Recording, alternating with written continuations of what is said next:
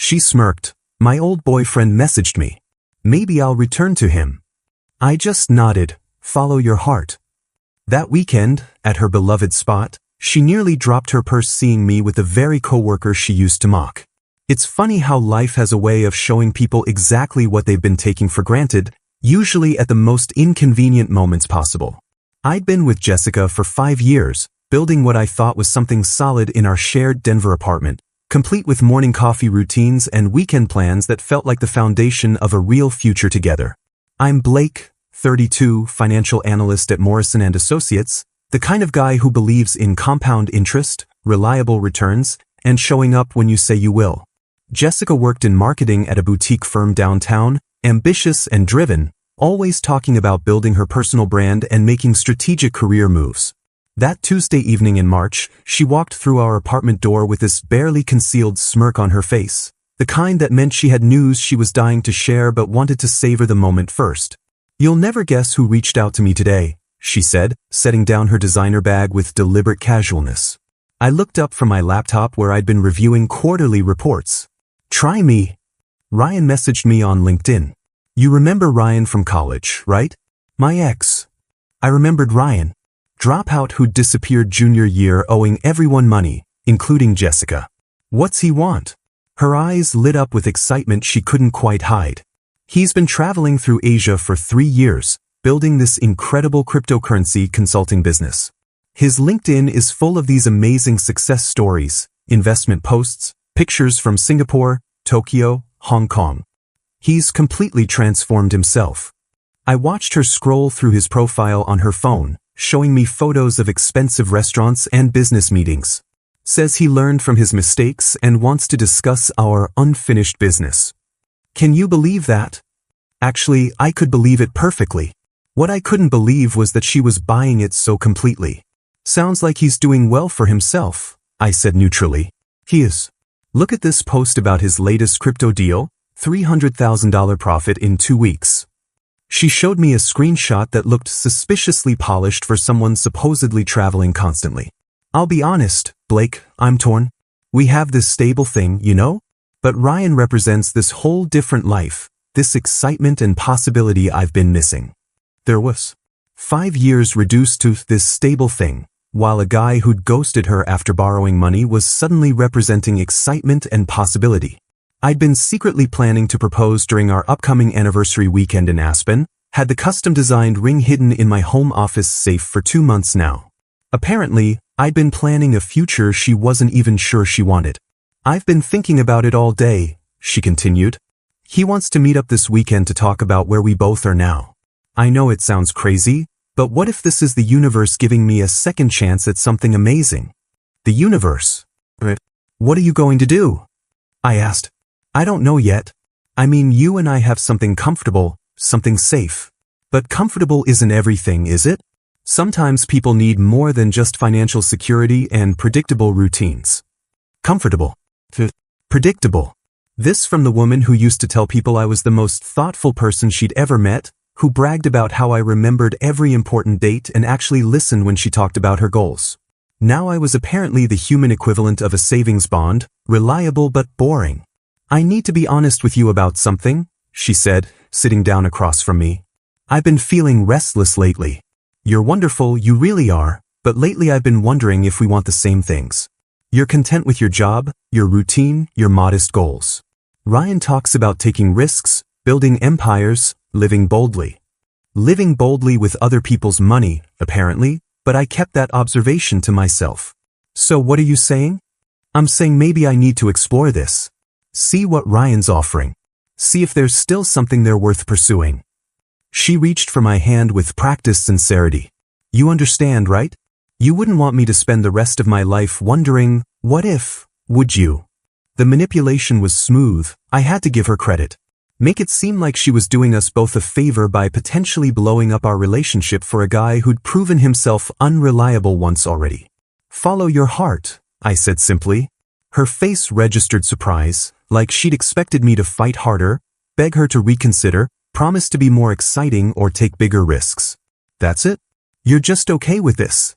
I'm not going to convince someone to stay who's already planning to leave. If Ryan's what you want, Go find out. Something flickered across her expression, disappointment maybe, or panic that her dramatic revelation hadn't gotten the desperate reaction she'd hoped for. I thought you'd be more upset. I'm processing, I said, which was true. I was processing a lot of things, including how someone I'd loved for 5 years could be so eager to throw it all away for Instagram success stories and vague promises from a guy who'd already screwed her over once. That night, lying in bed listening to her scroll through Ryan's social media posts with the volume up because of course she did, I made a decision of my own. If Jessica wanted to chase after fool's gold, that was her choice. But I wasn't going to sit around waiting to be her backup plan. The next morning, while Jessica was taking one of her increasingly long showers, I texted Megan from her marketing firm. Megan Rodriguez had always been friendly during our group outings, the kind of person who actually listened when you talked and asked thoughtful follow-up questions about your work. Hey Megan, hope you don't mind me reaching out. Could I get your thoughts on something work-related? Maybe grab coffee sometime? Her response came within minutes. Of course. I've been meaning to ask you about investment strategies anyway. How about Thursday evening? What I learned over coffee at the Rooftop Lounge, Jessica's favorite upscale networking spot where she posted weekly professional headshots with captions about building her brand, completely changed my perspective on the situation. I wasn't going to say anything, Megan began, stirring her latte thoughtfully, but Jessica's been acting strange at work lately. Taking these extended lunch breaks, leaving early for client meetings that don't exist in our company database.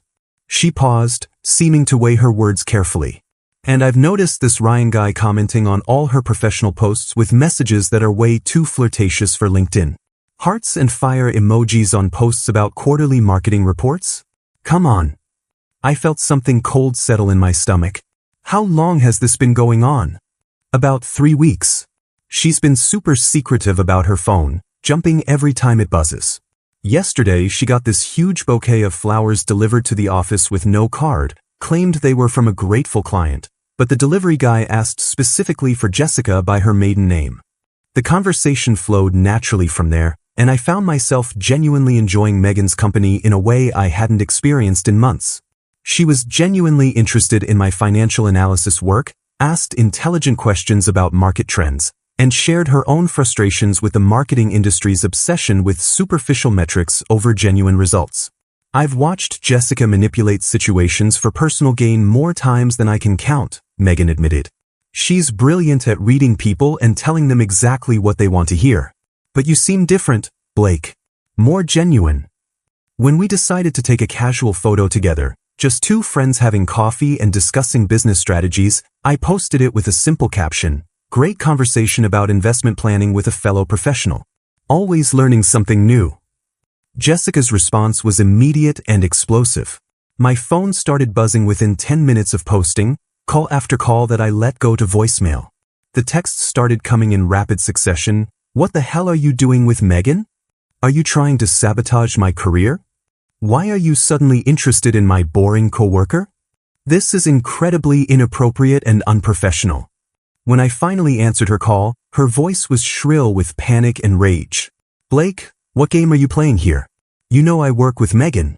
You're trying to poison my work relationships because I'm exploring my options with Ryan. We had coffee and talked about investments. That's it. Don't lie to me. I know what you're doing. You're trying to make me jealous, trying to manipulate me into staying by flirting with someone from my office. It's pathetic and desperate. The projection was absolutely incredible. She was accusing me of manipulation while literally cheating on our relationship with her ex-boyfriend, using company time and resources to conduct her affair. I'm not trying to make you jealous, Jessica. I told you to follow your heart, remember? But not like this. Not by humiliating me at my workplace. Megan is going to think I can't even keep my own boyfriend interested. Maybe because you can't, I said quietly. The silence stretched for what felt like an eternity. When she finally spoke, her voice was different, smaller somehow. What's that supposed to mean? It means I'm not going to sit around being your safety net while you explore your options. You want excitement and possibilities? Go get them. But don't expect me to be here waiting when it doesn't work out. Blake, that's not. I never said you were my safety net. You didn't have to say it. Your actions made it pretty clear. I hung up and turned my phone to silent. Whatever Jessica decided to do with Ryan was her business now. But I was done being treated like a consolation prize by someone who'd already checked out of our relationship emotionally. The funny thing was, sitting there with Megan had reminded me what it felt like to talk to someone who actually valued what I brought to the table, someone who saw my analytical mind and steady nature as strengths rather than limitations. For the first time in months, I felt like myself again instead of some inadequate placeholder in someone else's romantic drama. That Friday evening, I came home to find Jessica and Ryan sitting on my couch like they owned the place, both looking guilty and defensive in that particular way people do when they've been caught doing something they know is wrong. Ryan looked exactly like his LinkedIn photos, which should have been my first red flag that something was off: expensive clothes that seemed a size too big, designer watch that caught the light suspiciously like it might be a good fake, confident smile that didn't quite reach his eyes. "Blake, we need to talk," Jessica announced, standing up with that practiced authority she used in client meetings. "Ryan and I have been discussing our situation, and we think it's time for some honesty about where everyone stands." "Great idea," I said, pulling out my laptop and the folder I'd been preparing all week. "Let's definitely talk about honesty." I opened the bank statements I'd printed that morning, highlighting the charges that had been bothering me for weeks. "Jessica, can you explain these unauthorized charges on our joint business credit card? $5,300 in the past month alone." Ryan shifted uncomfortably while Jessica's confident facade started cracking around the edges. "Those were work expenses, networking events, client development meetings." "Really? Because Chez Laurent charges $400 per person, and according to your work calendar, you had no client meetings scheduled that Tuesday night. Same with this $1,000 weekend trip to Las Vegas, charged to the business card but somehow never submitted for reimbursement." I slid the printouts across the coffee table. "And these purchases at Best Buy and that luxury electronics store, totaling $1,800. What business equipment did we suddenly need?" Jessica's face was getting red, but Ryan jumped in with that smooth confidence that had probably worked on less analytical people. "Look, Blake, I know this seems complicated, but those were investments in Jessica's professional development. Networking costs money in our industry." "Your industry being cryptocurrency consulting, right?" I opened my laptop and pulled up the blockchain analysis I'd been working on all week. "Funny thing about crypto, Ryan, everything's publicly recorded if you know where to look. These wallet addresses you've been posting about on LinkedIn? They're all demo accounts with fake transaction histories." The color drained from Ryan's face as I showed them screenshot after screenshot of his supposed success stories cross-referenced with actual blockchain data. "Your $300,000 profit from 2 weeks ago? That's a paper trading simulation. Your Asian business expansion? Those office photos are from WeWork locations with daily passes. Even this car outside, the BMW you've been driving to impress Jessica, it's registered to a Marcus Thompson in Lakewood. Your cousin, I'm guessing?" Ryan's mouth opened and closed like a fish gasping for air. "How did you? That's private information." "Nothing's private when you're posting your supposed wallet addresses on social media, genius. I've been tracking your actual financial situation all week. You're not a successful crypto consultant, you're $57,000 in debt across multiple lending apps, your credit cards are maxed out, and you've been living in your cousin's basement for the past 6 months. Jessica turned to stare at Ryan with growing horror. "Is this true?" "Jessica, I can explain everything. I was going to pay back the credit card charges once my next big deal came through. I've got this amazing opportunity with a Dubai investment group." "With what money?" I asked. "According to your actual transaction history, you've lost over $30,000 in failed crypto trades in the past year alone. The only money you've had access to recently has been Jessica's, which you've been using to maintain this fake successful lifestyle." Jessica's voice was barely a whisper. "Ryan, tell me he's wrong. Tell me you didn't use our money to pretend you were successful." Ryan looked between us desperately, sweat beading on his forehead despite the cool evening air. "I was going to pay it all back, I swear. I just needed a little time to get back on my feet. Jessica, you know how much you mean to me. This is just temporary." "Temporary fraud," I said flatly. "You've been scamming my girlfriend and using our joint resources to fund your fantasy life. That's not a business strategy, that's theft." The room went completely silent except for the sound of Jessica's rapid breathing as she processed everything I'd just revealed. Her face cycled through shock, embarrassment, rage, and something that looked almost like relief. "Get out," she said quietly, looking at Ryan. "Both of you, just get out of my apartment." "Our apartment," I corrected. "And I live here. But Ryan definitely needs to leave." Ryan stood up quickly, his confident persona completely shattered. "Jessica, please, let me explain properly. We can work this out." "Explain what?" "How you lied about everything. How you used me to steal money from my boyfriend. How you made me look like an idiot in front of everyone I work with."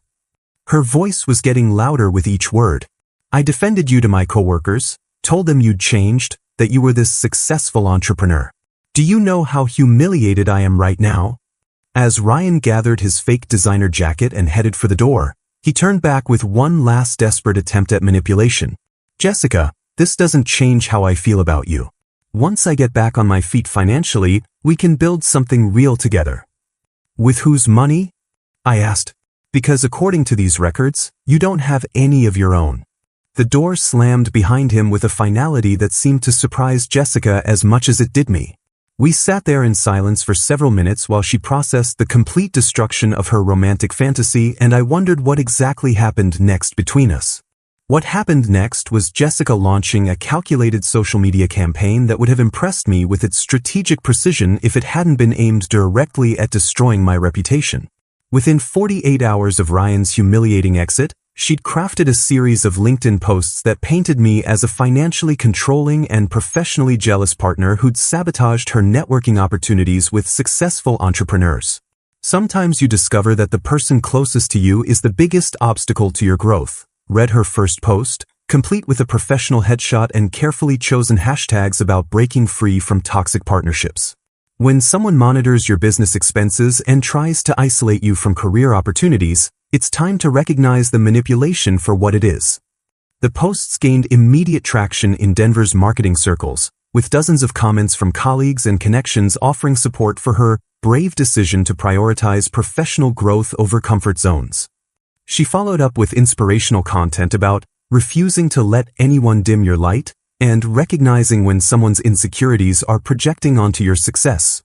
But Jessica had made a critical error in her character assassination campaign. She'd forgotten that Megan worked in the same industry and had access to the same professional networks.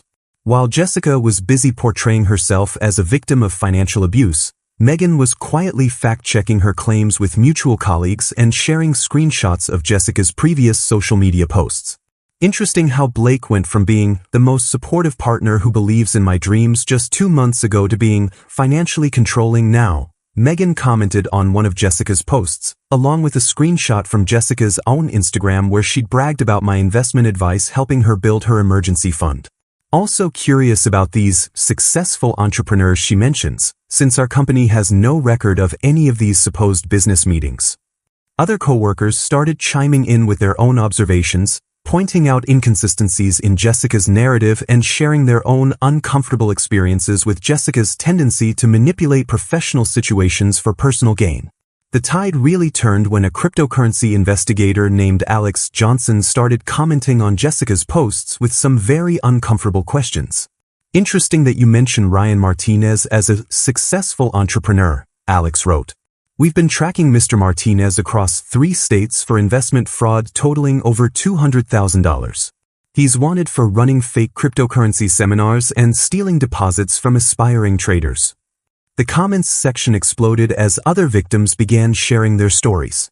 "Ryan Martinez took $15,000 from my retirement savings," wrote a woman from Colorado Springs. "Promised me 50% returns in 3 months through his Asian market connections." Another victim added, "He convinced my brother to liquidate his college fund for a cryptocurrency opportunity that never existed. We've been trying to track him down for months." More testimonies kept pouring in, each one painting a clearer picture of Ryan's systematic approach to financial fraud. Women from Denver, Boulder, even as far as Phoenix, all telling similar stories about Ryan's fake success stories, borrowed luxury items, and promises of cryptocurrency riches that never materialized. "He targets women in professional fields," one commenter explained. "Uses LinkedIn to research their backgrounds, then creates fake business opportunities to gain access to their savings and credit.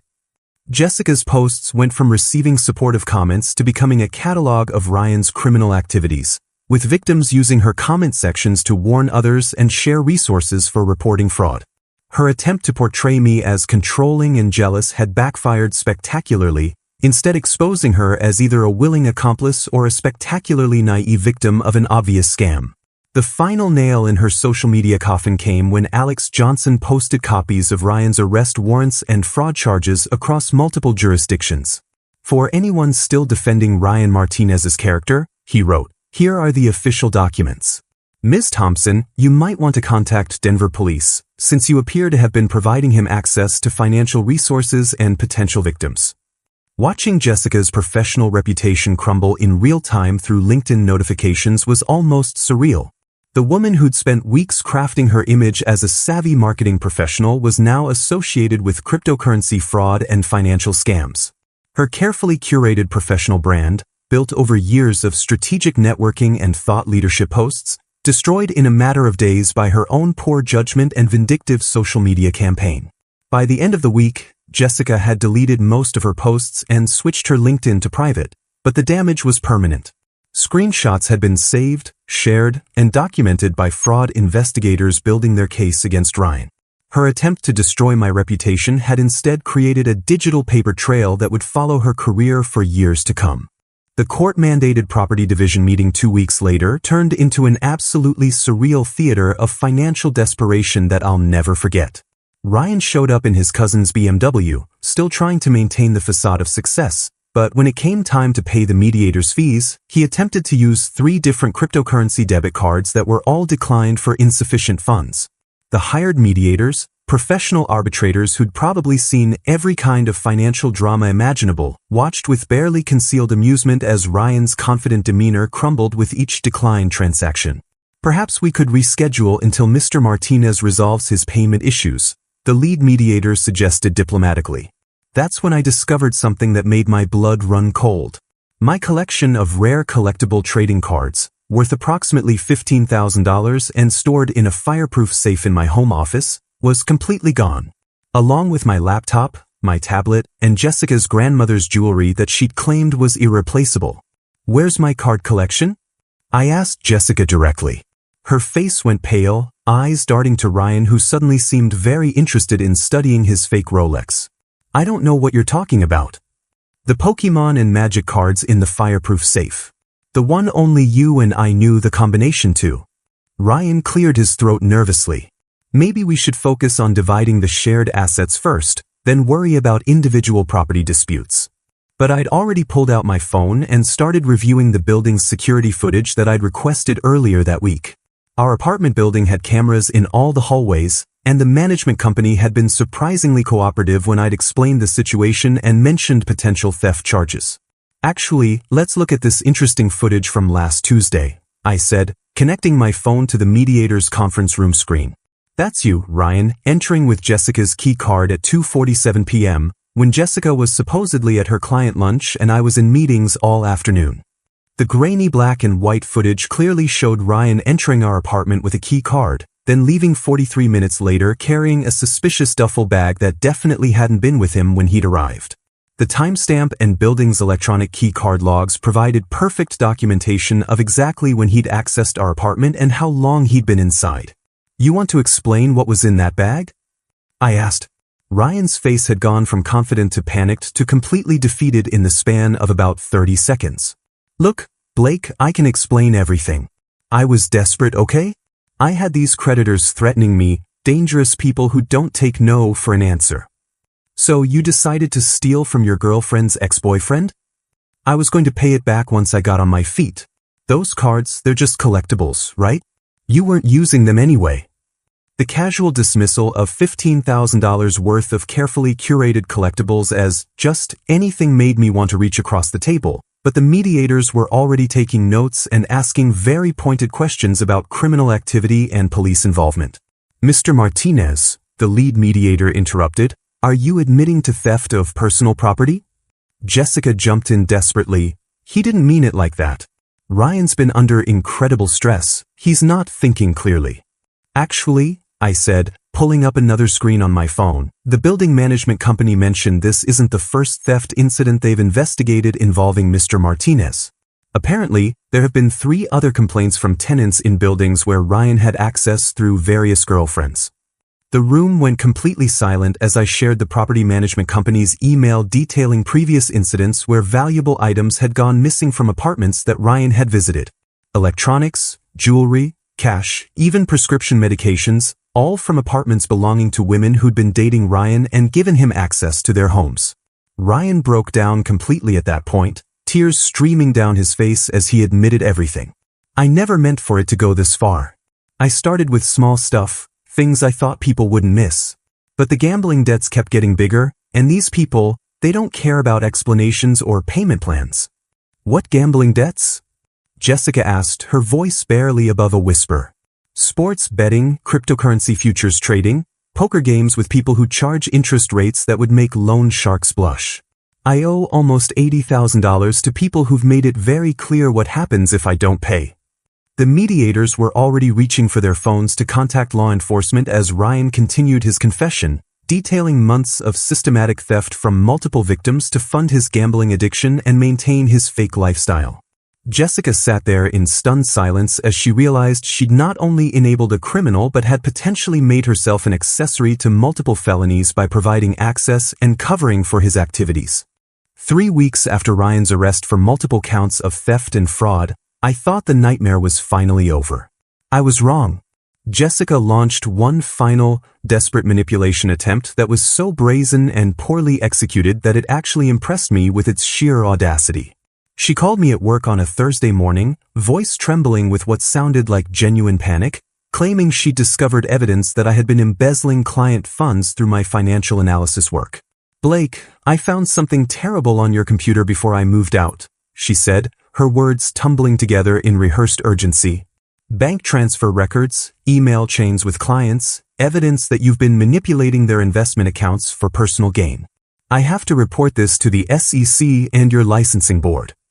The accusation was so absurd and desperate that I almost laughed. "Jessica, you're going to accuse me of the exact same crimes your boyfriend just got arrested for? I have screenshots, Blake. Fake transactions, doctored statements, evidence of you stealing from your own clients. Unless you want your career destroyed, we need to discuss settlement terms for our property division." She'd actually created fabricated screenshots of bank transfers and fake email chains that supposedly showed me moving client funds into personal accounts. The forgeries were amateur-level obvious, with inconsistent fonts, wrong bank routing formats, and email timestamps that would have been impossible given my actual work schedule, but she seemed convinced they'd be enough to scare me into compliance. "Send me everything you think you have," I told her calmly. "I'll forward it directly to my compliance department for review." The silence on the other end told me she hadn't expected that response. "Blake, don't be stupid about this. Just agree to let me keep the apartment and half your savings, and this all goes away quietly. Or I could let my firm's investigators and the authorities handle your extortion attempt." Within 6 hours of receiving Jessica's fabricated evidence, my company's compliance department had conducted a thorough audit of my client accounts, computer access logs, and transaction histories. The investigation not only cleared me completely but revealed something far more serious. Jessica had been attempting to access my work computer remotely using passwords she'd observed over the years, which constituted corporate espionage and potentially criminal hacking. "Mr. Blake," my compliance officer explained during our meeting, "these login attempts from your home IP address occurred during times when you were physically in the office and logged into your workstation here. Someone was definitely trying to access confidential client information without authorization." The IT department's forensic analysis revealed dozens of failed login attempts to my work systems, all originating from my home internet connection during hours when I was verifiably at the office. Jessica had been systematically trying to hack into my client databases for months, probably hoping to find something she could use as leverage or blackmail material. But the investigation uncovered something even worse. She'd been sharing whatever client information she could access with Ryan, who had been using it to target my wealthy clients with his fraudulent cryptocurrency investment schemes. Phone records showed multiple calls between Jessica and Ryan during which they discussed my clients' investment portfolios, risk tolerance levels, and available liquid assets. We found evidence that at least 4 of your clients were contacted by Mr. Martinez with personalized investment pitches that referenced confidential information only available through their account files. The compliance officer continued. Mr. Martinez used specific details about their current holdings and financial goals that could only have come from someone with access to our internal systems. Jessica's employer terminated her immediately when they discovered she'd been using company computers and networks for personal vendettas and potentially exposing them to massive legal liability through her harassment campaign and hacking attempts. The law firm representing Ryan's other victims added new charges to their case when they learned about Jessica's role in providing access to potential targets and confidential financial information. Within a month, Jessica went from a successful marketing professional with a bright career trajectory to unemployed, facing potential criminal charges for corporate espionage, and dealing with multiple civil lawsuits from fraud victims who discovered her involvement in Ryan's schemes. Her LinkedIn profile, once a carefully curated showcase of professional accomplishments, now served as evidence in criminal proceedings. The woman who'd once bragged about her strategic thinking and professional networking had managed to destroy her entire career through a combination of poor judgment, criminal associations, and spectacularly bad decision-making. Meanwhile, my firm not only cleared me of all allegations but commended me for identifying and reporting the security breach, leading to improved protocols that protected other employees from similar attacks. The attempted frame job had backfired so completely that it actually enhanced my professional reputation and demonstrated my commitment to ethical business practices. 6 months later, I was sitting in Megan's new office space in the trendy Rhino district of Denver, reviewing investment portfolios for her rapidly growing boutique marketing consultancy and marveling at how dramatically my life had improved once I'd removed toxic people from it. Megan had left Jessica's former company shortly after the scandal broke, deciding that the negative association and workplace drama weren't worth the steady paycheck, and had taken the leap into entrepreneurship with a business plan that actually made financial sense. "Blake, look at these Q3 numbers," she said, sliding the quarterly reports across her desk with genuine excitement. "We're already at 180% of projected revenue, and I've got 3 major clients wanting to expand their contracts for next year." What had started as casual coffee meetings about investment strategies had evolved into a genuine romantic relationship built on mutual respect and shared professional interests, plus a business partnership where both our careers benefited from collaboration rather than competition. I'd been promoted to senior financial analyst at Morrison & Associates, largely due to the recognition I'd received for identifying and preventing the security breach Jessica had orchestrated, and was now helping Megan develop comprehensive financial strategies for her growing client base. "The best part," Megan continued, "is that these aren't clients who want quick fixes or get-rich-quick schemes. They understand that sustainable growth takes time and strategic planning." She was absolutely right. Her clients were established businesses looking for authentic marketing strategies that built long-term value, not desperate entrepreneurs chasing cryptocurrency fantasies or hoping to manipulate their way to success. Meanwhile, Jessica's situation had continued its downward spiral in ways that would have seemed impossible just a year ago. Through mutual friends and occasional LinkedIn updates from people still connected to her network, I'd learned that she was working at a call center in a Denver suburb, living with her parents in their basement, and facing multiple lawsuits from Ryan's victims who discovered her role in providing access to potential targets through stolen client information. Ryan remained in federal custody facing wire fraud charges across multiple states, with prosecutors using Jessica's text messages as key evidence of his systematic approach to financial manipulation and victim targeting. The cryptocurrency investigation had expanded to include money laundering charges after authorities discovered he'd been using stolen funds to pay gambling debts and maintain his fake lifestyle across several states. "I saw Jessica's mom at the grocery store last week," Megan mentioned casually while reviewing contract details. "She looked absolutely mortified when she recognized me. Just grabbed her groceries and practically ran to the checkout." I felt a brief moment of sympathy for Jessica's family, who'd done nothing wrong but were now dealing with the embarrassment and legal complications of their daughter's spectacular fall from professional grace. But then I remembered how Jessica had tried to destroy my career and potentially send me to prison with fabricated evidence, and the sympathy evaporated pretty quickly. "Speaking of recognition," Megan said, pulling out her phone with a mischievous smile, "I think it's time we made this official." She showed me the LinkedIn post she drafted, Excited to announce the expansion of Rodriguez Marketing Solutions and our new strategic partnership with Morrison & Associates. When you combine authentic marketing strategies with sound financial planning, amazing things happen. Grateful to work alongside someone who shares my commitment to building genuine value for our clients. The post included a professional photo of us in her office, surrounded by growth charts and client testimonials, looking like the successful business partners we'd actually become. Within hours of posting, the response was overwhelmingly positive from colleagues, clients, and industry connections who recognized that our partnership represented everything Jessica and Ryan's relationship had pretended to be: genuine professional collaboration, mutual respect, shared success, and authentic value creation. The contrast was absolutely stark. Where Jessica had used social media to manipulate perceptions and attack people who threatened her narrative, Megan used it to celebrate genuine achievements and build authentic professional relationships. Where Ryan had fabricated success stories and stolen resources to maintain his image, we were building real wealth through honest work and strategic planning. 6 months later, when we announced our engagement through a simple post about launching our joint consulting venture, the comments section filled with congratulations from people who'd watched our relationship develop naturally and authentically.